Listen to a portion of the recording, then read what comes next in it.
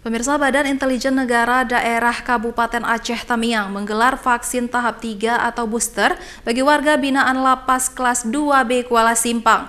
Dalam kegiatan ini sebanyak 180 WBP menjadi peserta vaksinasi.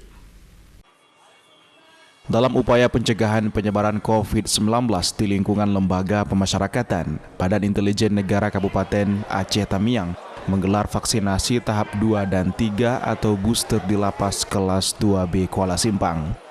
Dalam kegiatan vaksinasi ini sebanyak 180 warga binaan turut menjadi peserta yang digelar oleh BIN.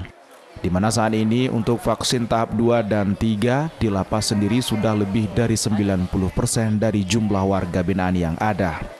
Selain membuka posko vaksin di dalam lapas untuk warga binaan, BIN sendiri juga turut menggelar vaksinasi di halaman luar lapas yang diperuntukkan untuk masyarakat dan juga keluarga dari warga binaan.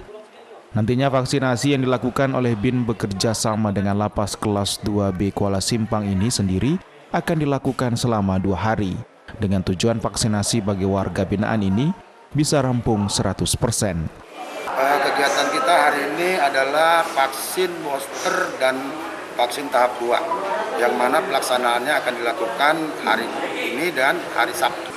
Untuk booster, narapidana yang akan melaksanakan vaksinnya ada sebanyak 180 orang. Sementara untuk hari Sabtu nanti, vaksin kedua yaitu sebanyak 30 orang.